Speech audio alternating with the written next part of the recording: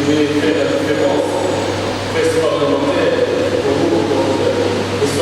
Mesdames et messieurs, parlons maintenant de la presse parlementaire du Congo. Une structure qui n'est pas à confondre avec la cellule de communication de l'Assemblée nationale ou du Sénat. Mais elle est condamnée en tant qu'une association sans but lucratif qui encadre les professionnels des médias spécialisés en matière parlementaire à bien collaborer avec les cellules de communication précitées. Les journalistes parlementaires n'exercent plus bien leur métier, surtout si un membre du gouvernement arrive au palais du peuple. Leur argumentaire des agents de sécurité subalterne, c'est l'honorable président du Sénat, Modeste Bahati-Lukwebo, qui leur donne les instructions de chasser les journalistes. L'organisation est ou restera la marque déposée de tout journaliste qui se spécialise dans les domaines parlementaires et qui traite des matières autres que celles relatives au Parlement. L'expertise et l'expérience des journalistes initiateurs de la présente organisation constituent un sérieux gage de son fonctionnement harmonieux. L'adhésion à la PPC est de plein droit et ouverte à tout journaliste qui apprécie sa vision et qui veut se spécialiser dans le domaine parlementaire. Honorables, Mesdames et Messieurs, la République démocratique du Congo, notre cher pays, est mystérieux, énigmatique, sibyllin, car il est à la fois béni et maudit. Béni par la Providence, c'est pourquoi nous saluons le chef de l'État, Félix Antoine Tshisekedi Tshilombo, pour sa détermination de faire de la RDC un pays émergent. La presse parlementaire lui promet son soutien et son accompagnement sans relâche. Honorables, Mesdames et Messieurs, pour être juste, il faut rappeler tout d'abord que la logique des dirigeants africains est être président à vie. Alors, la politique de la dictature, pour conserver le pouvoir, ne connaît qu'une seule méthode. Institutionnaliser la peur et instituer la faim. En d'autres termes, on ne peut pas maintenir la population dans l'obéissance jusqu'à la soumission aveugle, en creusant son estomac.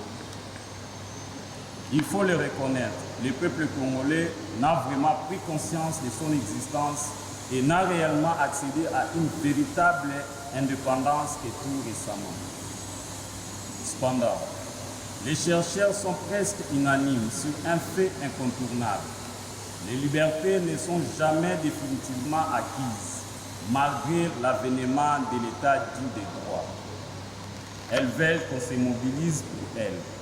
Dans ces cas, la presse parlementaire du Congo, la corporation que nous avons l'honneur de conduire à sa destinée, se mobilise pour la liberté et la justice équitable, et non de deux poids, deux mesures. La corporation presse parlementaire du Congo étant une organisation plus proche des législateurs et qui suit de près le calendrier de chaque session parlementaire, exhorte les deux chambres du Parlement et les assemblées provinciales d'accélérer le développement de la bonne gouvernance par la qualité d'élaboration ou vote de loi ou des édits, si l'on veut éviter tout désordre et mettre fin à toute injustice sociale.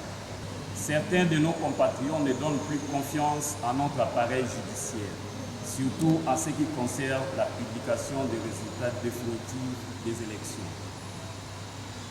Raison pour laquelle nous demandons aux membres de la Commission électorale nationale indépendante de bien accomplir leurs tâches en bons patriotes et sans parti pris. Les journalistes ne s'opposent à un régime quelconque, mais ils accomplissent leurs tâches de porteurs de messages, des actions sociopolitiques, religieuses et autres auprès de la population.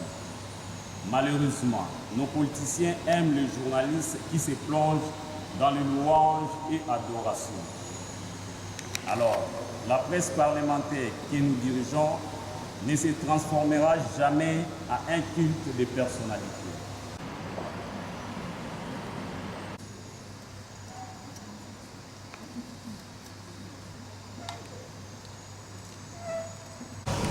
Parce qu'il a circonscrit votre organisation, que nous avons fait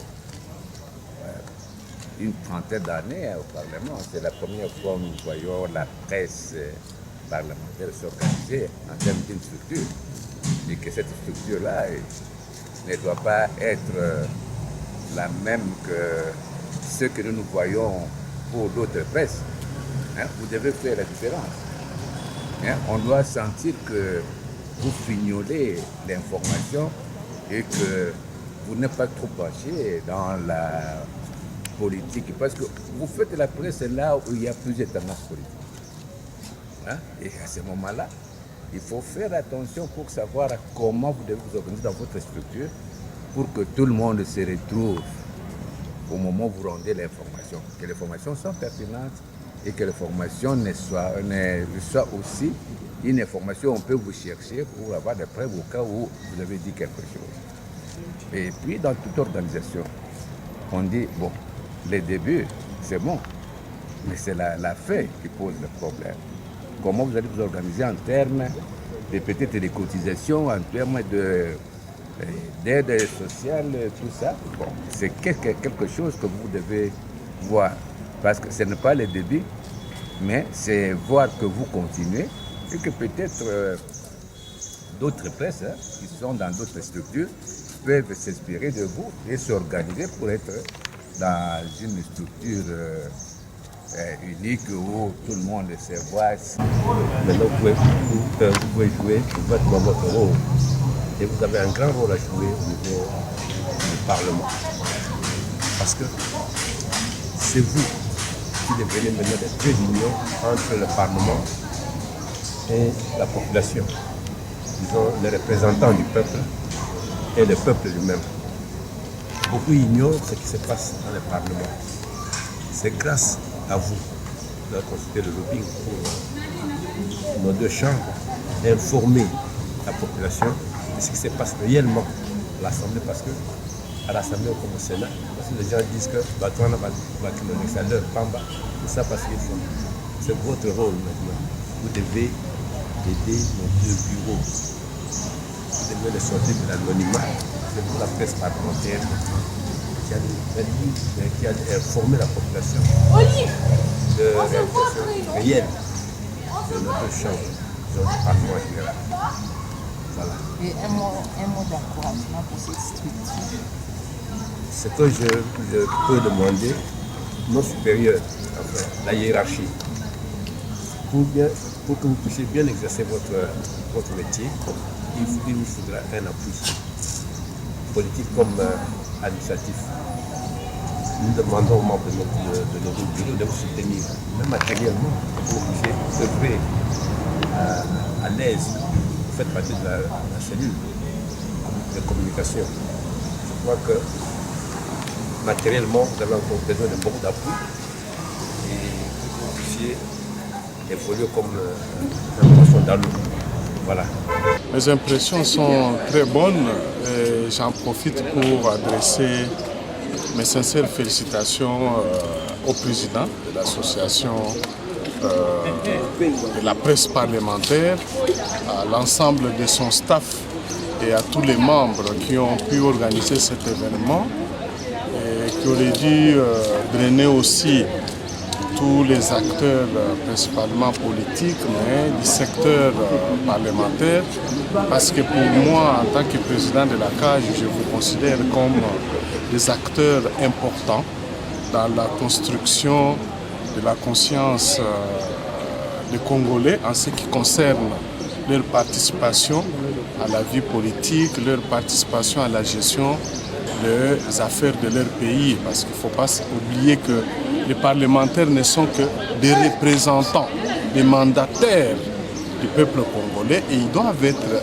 surveillés et les citoyens ont le droit de savoir qu'est-ce que leurs mandataires qu'ils ont envoyés à l'hémicycle, au palais du peuple, font en ce qui concerne l'amélioration de leurs conditions de vie, l'amélioration de leurs droits socio-économiques.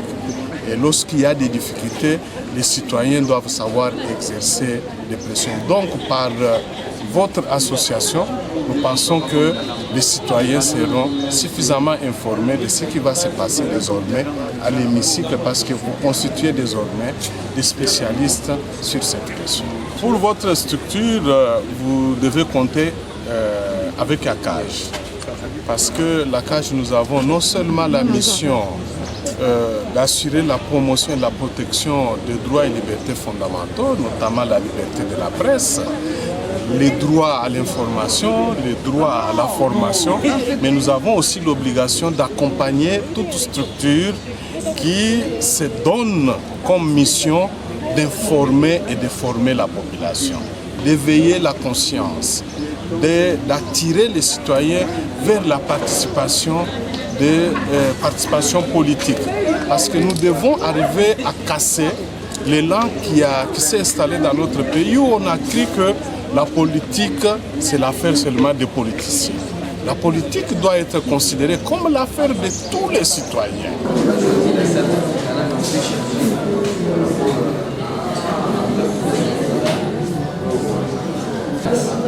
La restitution fait 300